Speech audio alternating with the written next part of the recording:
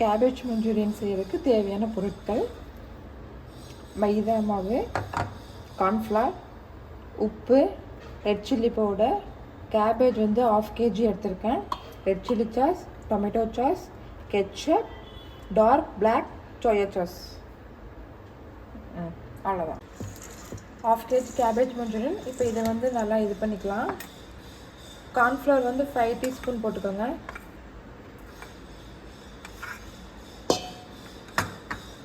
அதேமாரி மைதாவும் 5 டீஸ்பூன் போட்டுக்கோங்க.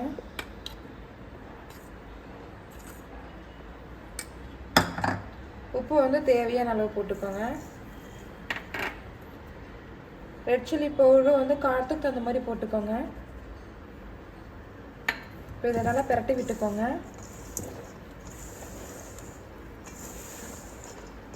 இப்போ வந்து தண்ணி கொஞ்சம் கொஞ்சமாக விட்டு பிசைஞ்சுக்கோங்க.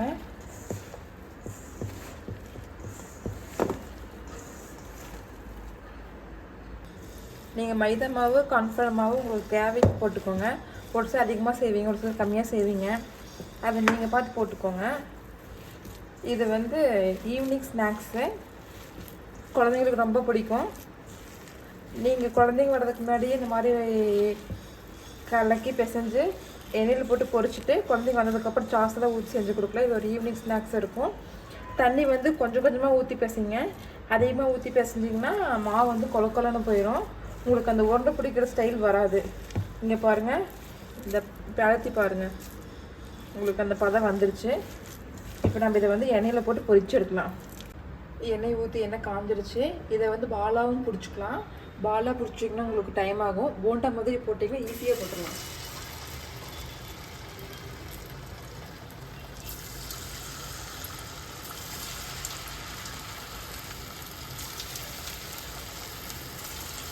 இங்கே பாருங்கள், நான் வந்து போண்டா மாதிரி எல்லாம் போட்டுட்டேன். இது வந்து குழந்தைங்க வந்து முட்டைக்கோஸ் சாப்பிட மாட்டாங்க ஒரு சில குழந்தைங்க.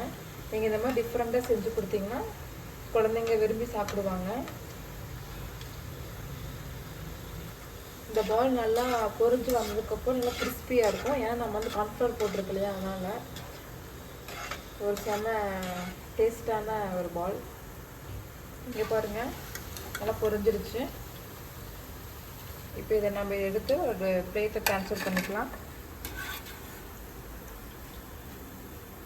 இந்த மாதிரி இருக்கும். நீங்கள் பாலாக போட்டால் பாலாக இருக்கும். ஸோ நான் போண்டா மாதிரி போட்டேன் ஈஸியாக இருக்கிறதுக்காக.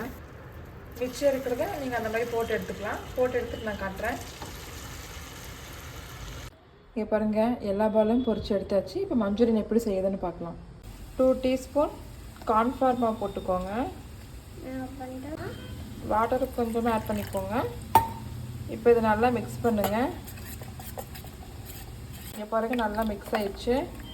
கடாய் சூடாயிடுச்சு. ஒரு 2 டீஸ்பூன் எண்ணெய் ஊற்றிக்கோங்க. இது வந்து நான்ஸ்டிக் பேனில் தான் செய்யணும். நீங்கள் வேறு ஏதாவது பேனில் செஞ்சீங்கன்னா உங்களுக்கு வந்து அடி பிடிக்கும். நான்ஸ்டிக் பேன் பெற்று எண்ணெய் சூடாயிடுச்சு. இது வெங்காயத்தெல்லாம் போட்டுங்க. கேப்சிகமும் போட்டுக்கோங்க.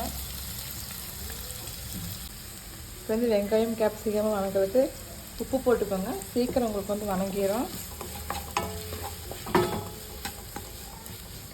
நல்லா வணக்கணும்.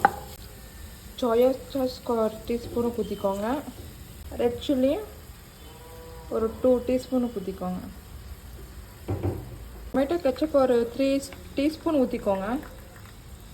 சாஸெல்லாம் ஊற்றி இப்போ நல்லா கிளறி விட்டுக்கோங்க. இங்கே பாருங்கள், கார்ன்ஃப்ளவர் 2 டீஸ்பூன் போட்டிருக்கீங்க. கார்ன்ஃப்ளவர் இதில் ஊற்றி ஆட் பண்ணிக்கோங்க. சாஸு கார்ன்ஃப்ளவர் எல்லாம் இதாகணும். நல்லா கலக்கி விட்டுக்கோங்க. இப்போ பால் எடுத்து போட்டுடலாம். பாலெல்லாம் போட்டுடலாம். பால் போட்டு அந்த சாஸில் வந்து நல்லா ஜூஸியாக பண்ணணும். நல்லா கிளறி விட்டுக்கலாம். சாஸெல்லாம் ஊற்றி சாஸ் எல்லாம் நல்லா வந்து கேபேஜ் மஞ்சூரியன் இதாகிடுச்சு. Cabbage Manchurian ready.